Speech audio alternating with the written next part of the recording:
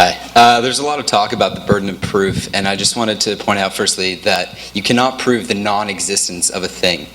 And naturalists accept this, but the problem is when you invoke God as an explanation for that, what you're doing is you're invoking something that is inherently inexplicable. Thereby, you're not solving the problem, you're not explaining anything, you're confounding the problem. You have more to explain. And I just want to ask you, do you think that invoking God as a hypothesis about natural things or the origin of life or the origin of the universe, do you think that's an advancement to knowledge?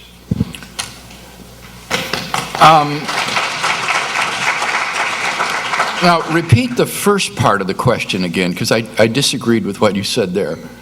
It is impossible to prove the It's impossible to prove something does not exist. That's silly. Of course you can prove something does not exist. We can prove, for example, that there are no living Tyrannosaurus Rex on the face of the earth. We can prove that there are no Muslims of the United States Senate. Or, as Dr. Shook says, if you can show that something is a self-contradiction, he's in the House. Yeah. You can show that something is self-contradictory. So there are no married bachelors. So this is an atheist line that you hear on a popular level all the time, but that sophisticated atheists don't take, because it is easy to prove that things don't exist. Now the question is, if it is the case that you can't prove that God does not exist, then you shouldn't be a naturalist.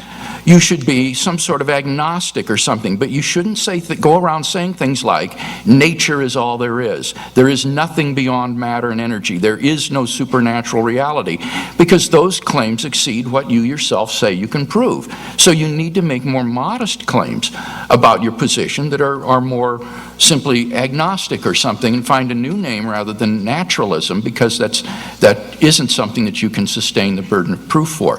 Now, the last part of your question assumed that I was presenting God as some sort of an explanatory hypothesis.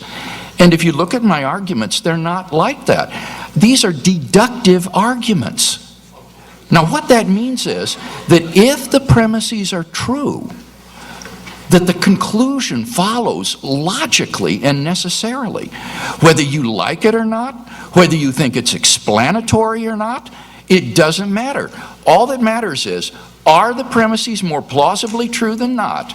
Because if they are, then the conclusion is logically unavoidable. And so, yes, I think they definitely represent an increase in knowledge. This is an example of deductive logical reasoning. And it can't be impugned by saying that it's not some sort of explanatory inference to the best explanation or something of that sort.